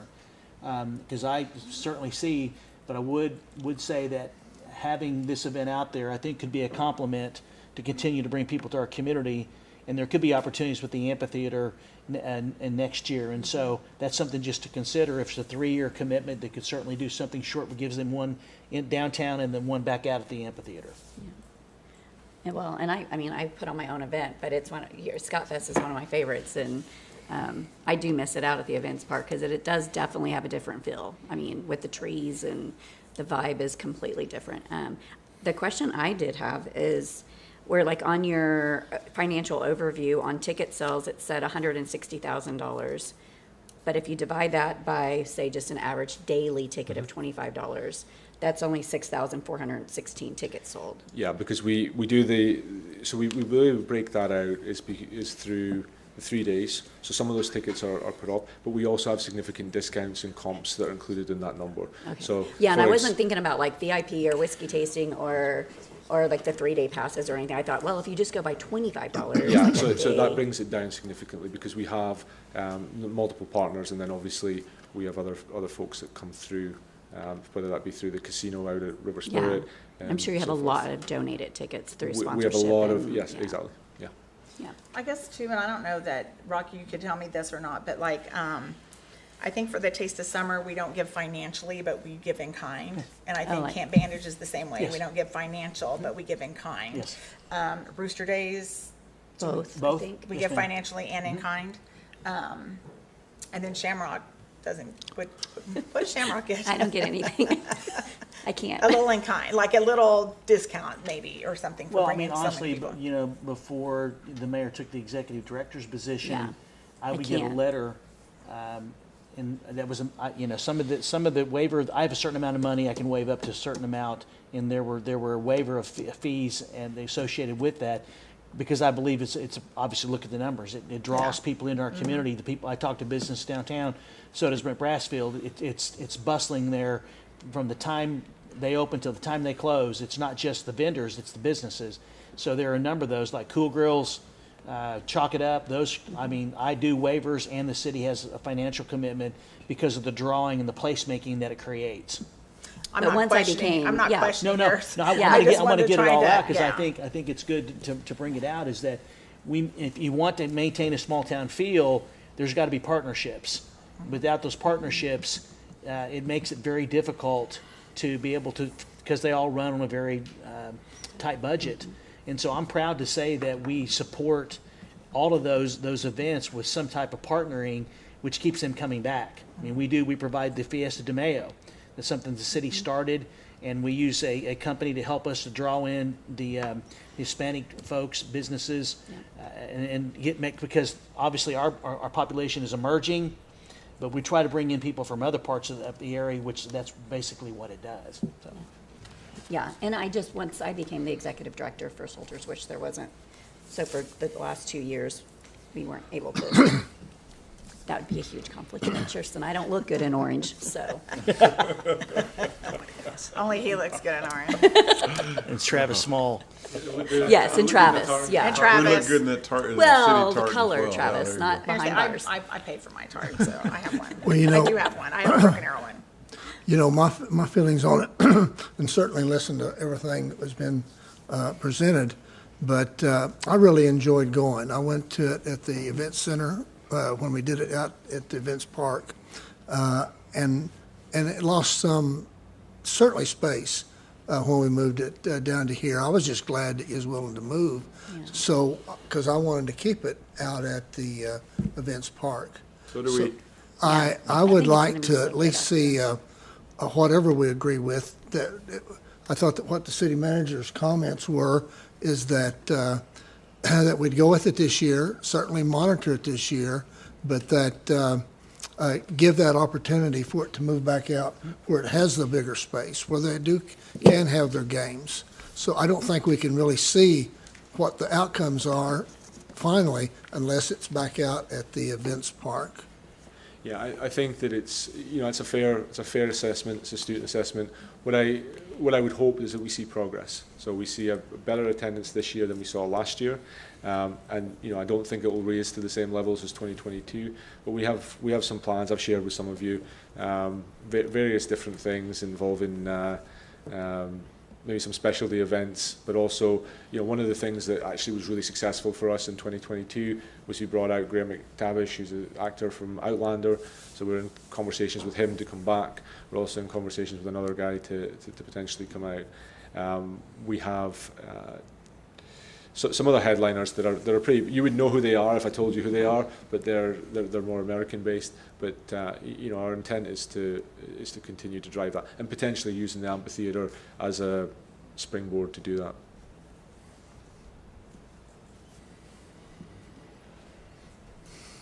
Any other questions? David, you've been very quiet. I know, I've been taking it all in, definitely for sure. But, going back and, just conversation I've had and listening to the council and everything, I do think that, with the events that happened where they had to move to Central Park and what it could look like once the amphitheater is built and it's moved back out there, that it has tremendous opportunity to grow way beyond even maybe what 2022 numbers were and things like that. So for me, I'm, like Johnny was saying, I like to see it stay in Broken Arrow because I think it is just another great event that we can have and showcase, because you have people coming from all over, not only all over the nation, but like you were saying, coming from all over the world to Broken Arrow. Not Golden Arrow, but Broken Arrow. And you do also have those. I think you've got the numbers there for those previous years, and you can actually see, even by your numbers in the previous years, that those numbers were significantly higher at the events point. Mm-hmm.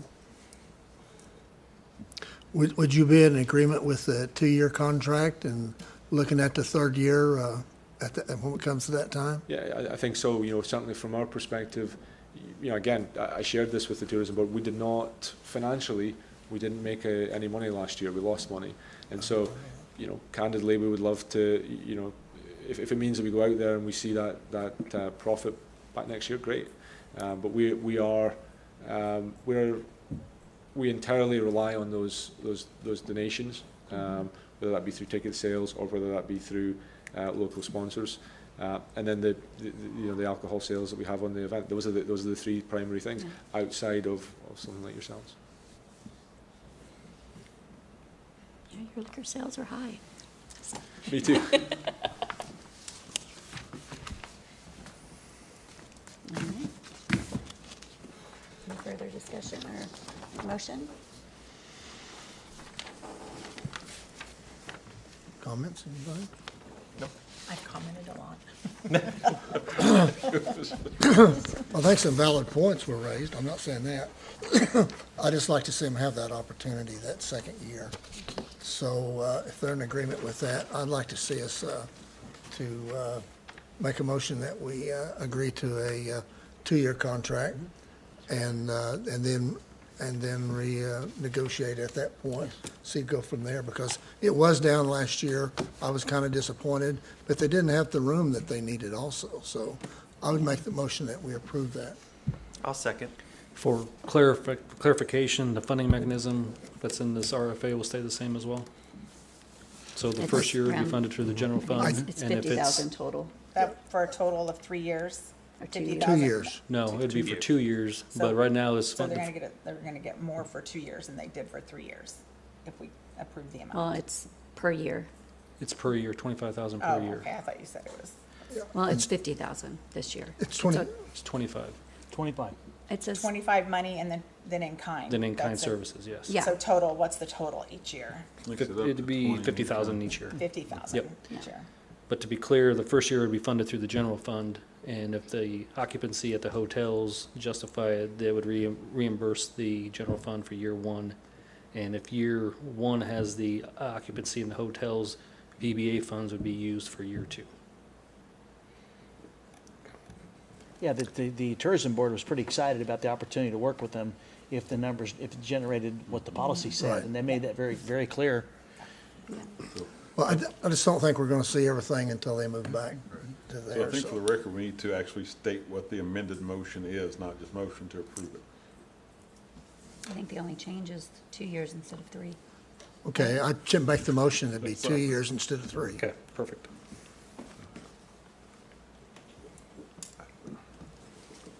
Is there a second? It's already been seconded. It's already been seconded. Oh. I was making notes. David- was a quiet David second. seconded. Okay. Quiet click. Yes. Yes. Okay, thank you. Thank you all very And much. thank you guys for bringing Scott Fest to Broken Arrow, so just want to point that out. Item 10, preview ordinances. 10A, consideration, discussion, and possible preview of ordinance number 3883, an amendment to Broken Arrow Code of Ordinances, section 26-9. Trevor. Thank you, Mayor, Vice Mayor, Council, Mr. Spurgeon. And what's your name? Where's Trevor? Trevor Dennis, City Attorney. You just look different. Trevor shaved, by the way, so that's, That's what it is. that's the difference. That's why we don't recognize him up there, so. My kids say I look like a naked mole rat.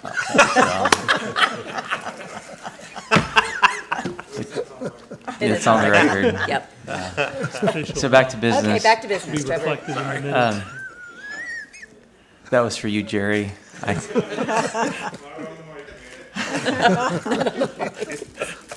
So back to business. Life Ride program currently does not provide for any type of reimbursement to a member who gets billed for out-of-network use. So, for example, if someone had used an EMSA ambulance because all of our ambulances were currently occupied, they would get billed from EMSA, and that there was no responsibility for the city, even though the person had paid for Life Ride. So Chief Moore brought that to our attention and requested that we do an amendment that would clarify that if through no fault of their own, someone who's a member of Life Ride has an ambulance that's dispatched to them from the city, the city's request, then the city would pay up to $1,500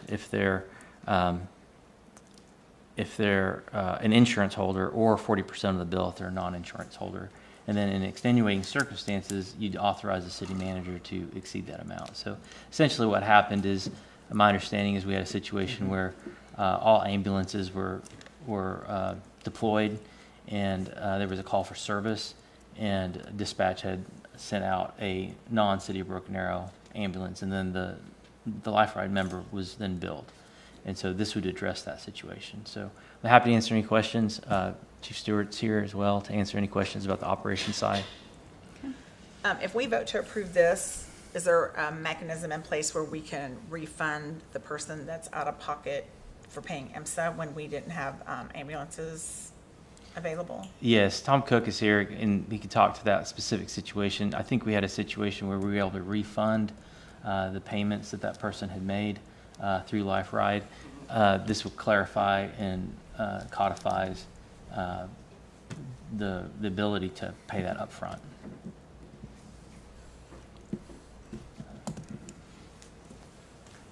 Trevor, you answered the question perfectly. I'm not sure I need to come up. So, what we did specifically was credit the amount the individual had to pay to their life ride. And then this particular gentleman happens to be someone who uses a lot of irrigation. And so he was going to just let that credit ride on his bill throughout the summer months. Could go a little bit further considering the weather we've had, but so that was, or that same credit amount we could refund. So we have. No, I'm a good with that. I just want to mechanism make in sure we were place. able to. Yes, we have a make it right mechanism with in that place. citizen if we're gonna change this.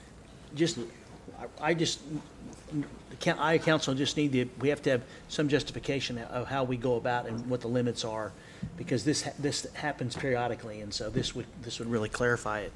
So another point of clarification on this, I think we've discussed previously that obviously our BAFD is the primary here, but I think for transports, correct me if I'm wrong, they can elect to use a different service. This doesn't cover that, correct? No. So if a private citizen wanted to use one of those other services, which we shall not name from our podium, this would not cover that, only in the circumstances that ours weren't available. Yes. Okay, just want to make sure that was in there. Okay. Our recommendation is that you preview it and set it for adoption. Okay.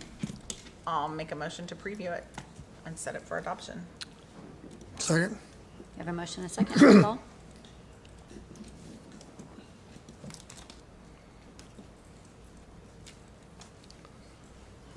All right, item B, consideration, discussion, and possible preview of ordinance 3884, amendment to the Broken Arrow Code of Ordinances, section 57, signs, providing an exception for billboards. Trevor.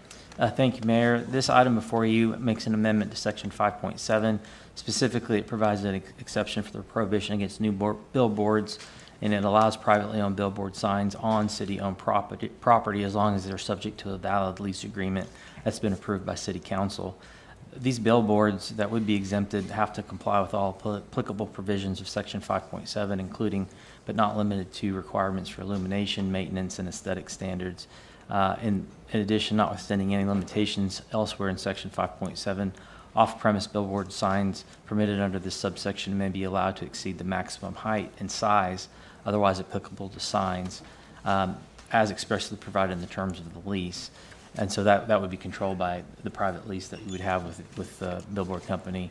In addition, any billboards that are permitted under this exception are required to comply with Oklahoma Department of Transportation requirements. Mr. Bright, Director of Engineering and Construction, had requested this for a specific project, and we had assisted in putting it together. We're happy to answer any questions you may have. Any questions or discussion? Nope. All right. Entertain a motion. I'll make a motion. You go ahead. No, you go ahead. I say I'll make a motion to approve 25-1009. I'll second that motion. Roll call. All right, item 11, ordinances. 11A, consideration, discussion, and possible adoption of ordinance 3880, amending chapter 23, traffic, article 4. Trevor. Or Rocky. Good evening, Madam Mayor, Mr. Vice Mayor, members of council, Mr. Spurgeon, Rocky Hinkle, Community Development Director. This item is amending the zoning ordinance and approving BAZ 2067 along with PUD 94W. This property is generally located on the southeast corner of Dearborn and Aspen, and it's just a zoning reclassification and amending the zoning ordinance. I think you might be one early. Wait just a minute, I'm lost. A. Oh, my fault. 11A, Mayor, is where we should be. Yeah, that's what I read, right? Ordinance 3880. You sounded good, Rocky. Thanks. Good job. I think that's what I, No, you're right. A is for the. I was reading C, parking my apologies. For designated city officials. Yes, ma'am. yeah. Thank you. This is final adoption. You're still thinking about the mole. Forever, I will think about that, by the way, so. This is for final adoption of the reserved parking for key city officials. It previously had been previewed. We recommend that you adopt the ordinance and approve the emergency clause. Okay. I make a motion to adopt ordinance number 3880. Second? I have a motion and a second. Roll call. Item B is the emergency clause. May I have a point of order before you go on? Yes. On on 10B, 25-1009, was that a preview? Yes. Or was that an actual adoption? It's to preview the ordinance and then set it for adoption at a later meeting. Okay. And when I you, didn't understand the motion that way. I just wanted to make sure. oh yeah, You did it to for- clarify, this will be brought back for final adoption at the next council meeting. Fantastic. Thank you. Okay. Entertain a motion for the emergency clause. I make a motion to approve emergency clause on I'll second. 3880. No, second. We have a motion and a second. Roll call.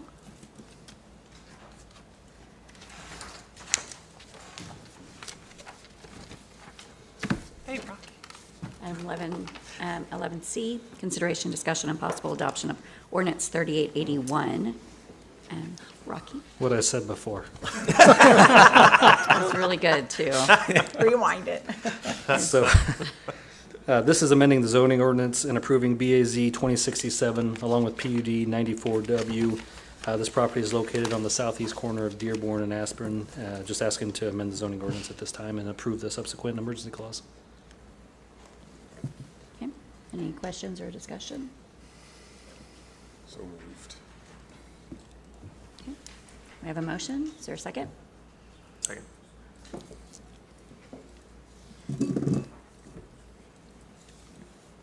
All right. Item D is emergency clause. Move for emergency clause. I'll second.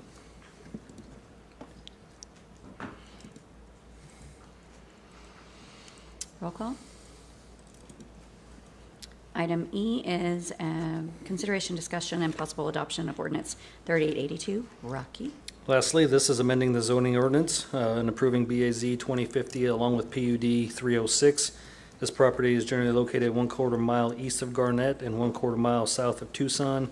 It's granting RS3 single-family residential zoning upon the track along with PUD 306 and approving the subsequent emergency clause. Discussion or questions?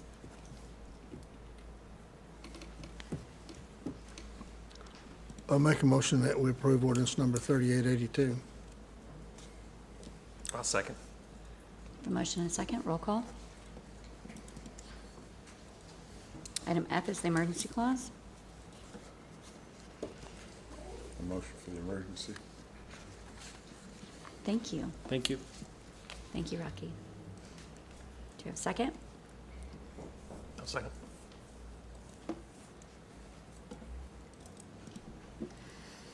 All right. Item 12 are remarks from governing body members.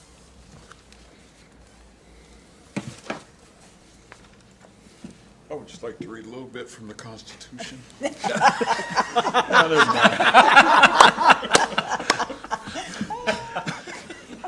I love it. Wrong word. Next meeting. Wrong word. Next meeting. That was good. That was good. Well, Lisa and I will be heading to Ohio tomorrow for, I'll be going for the National League of Cities National Board.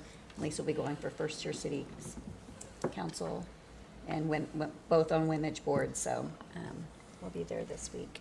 Yes. And then, anything else? Conference next summer. Yeah. For Wimage. Yeah, Broken we're Arrow. excited about So It's that. gonna be big. Yep. It's gonna be fun. We'll bring lots of women to our city, so. Yes. We spent a lot of money. That's right. That's right. So, anything else? Any events coming up?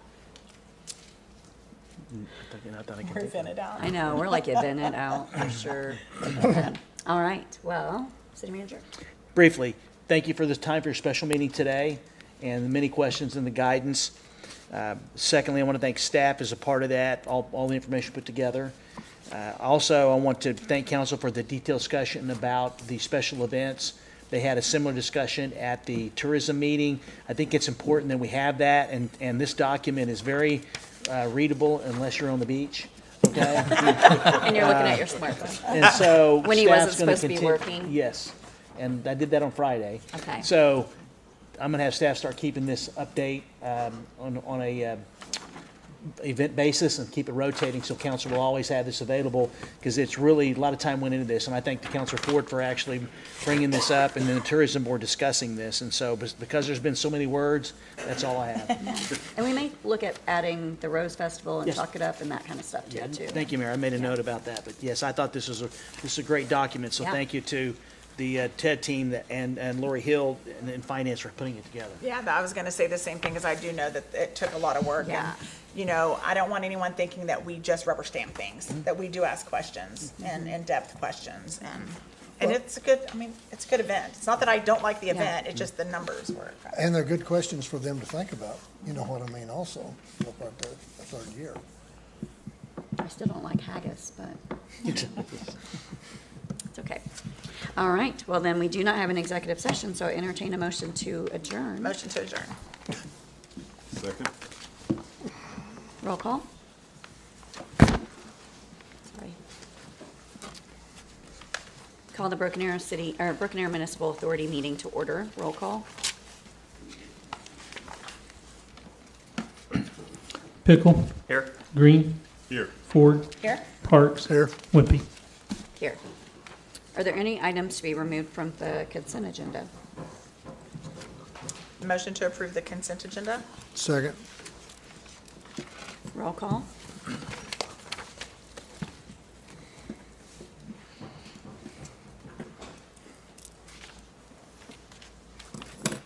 All right, item 5 is public hearings, appeals, presentations, recognitions, and awards. 5A is presentation regarding upcoming smoke testing in the Lynn Lane wastewater treatment plant subbasin, LL 30 and LL 33. Charlie Bright. Good evening, Madam Chair, Vice Chair, trustees, General Manager. My name is Charlie Bright, Director of Engineering and Construction.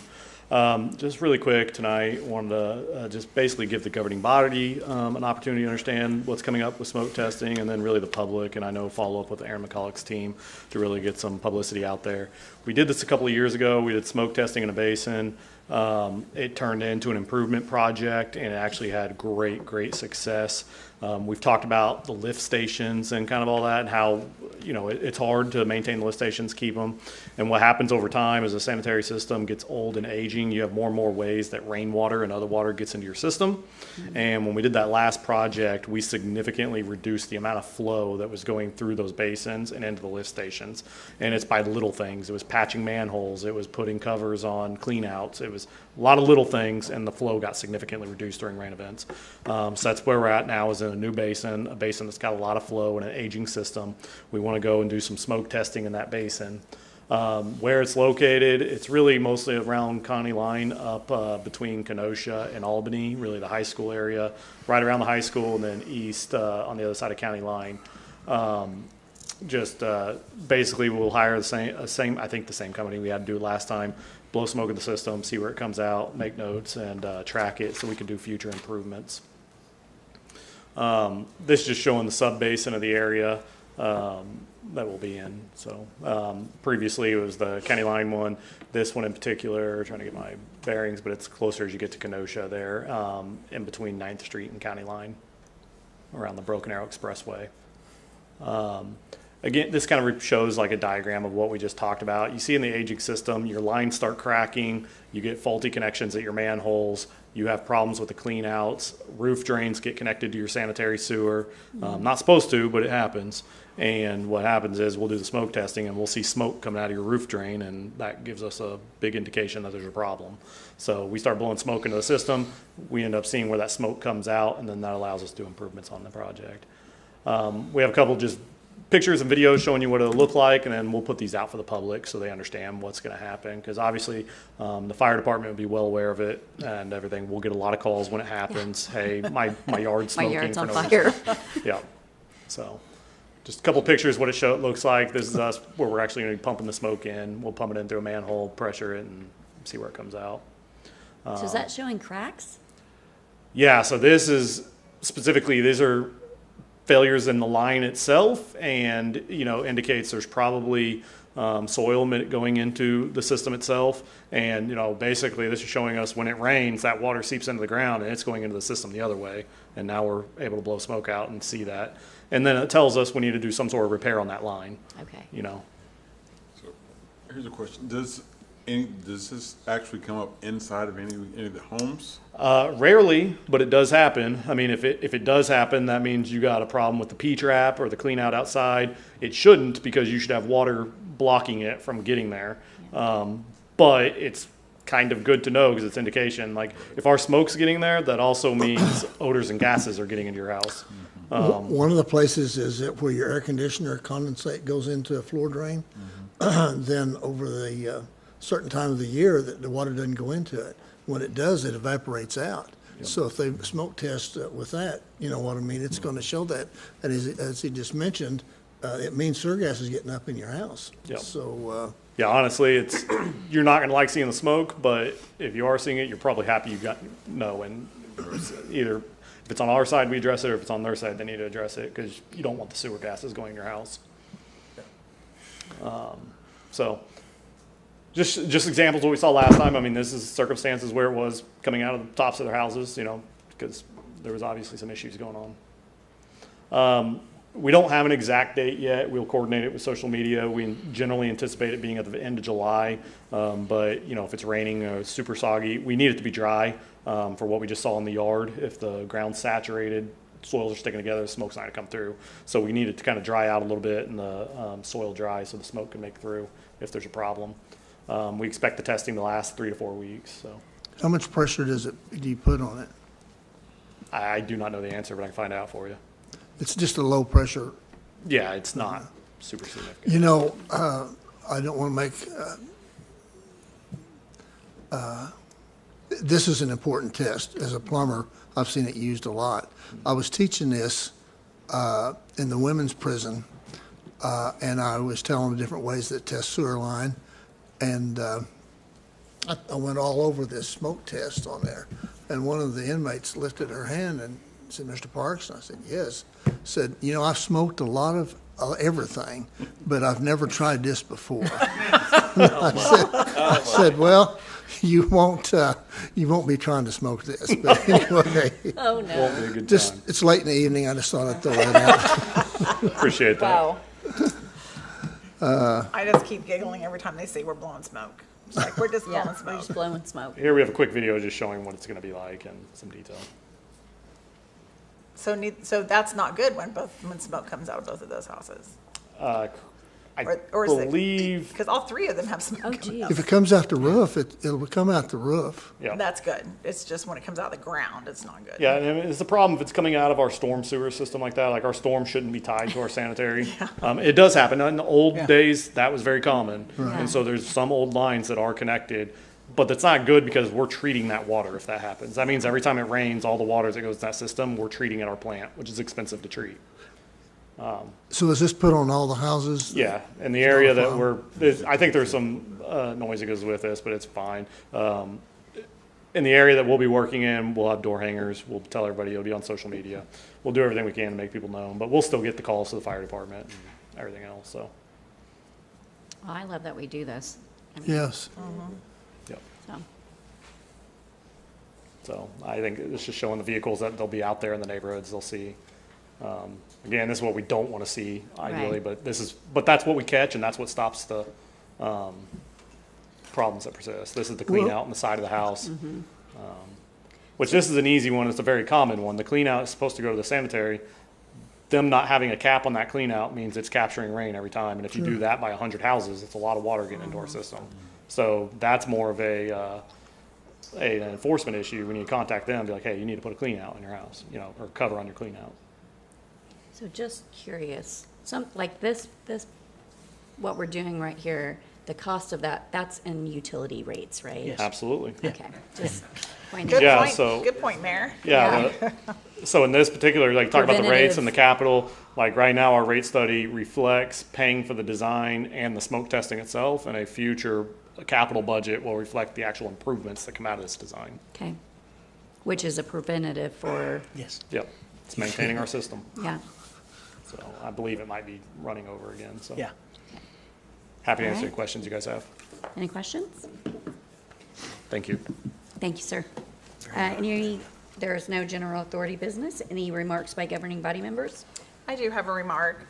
My grandson just got back from a mission trip in Africa, and I said, "Did you miss me?" And he said, this was in the Frankfurt airport, so it's still fresh on his mind. And he's like, "Well, I missed my bed and the water pressure." So he's ready to come back to Broken Arrow to take a good shower with good water pressure. So keep it up, water department. Yes, That's right. that's all. City manager? I have no, ma'am. Okay. There's no executive session. Entertain a motion to adjourn. Motion to adjourn. Second. All right, roll call.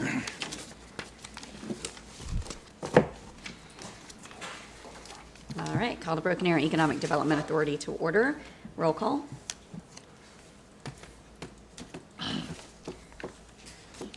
Pickle. Here. Green. Present. Ford. Here? Parks. Here? Wimpy. Here. Are there any items to be removed from the consent agenda? Motion to approve the consent agenda? Second? We have a motion and a second. Roll call.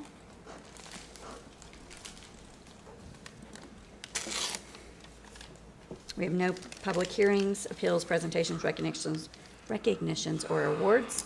No general authority business. Any remarks from governing body members? City manager? No, ma'am. My goodness, no executive session. Make a motion, we adjourn. Good meeting. The second left meetings. really quick. We got a Plural second? meetings. I know. Your motion and second haven't shown up. Motion, yeah. Follow. There we go. There we go.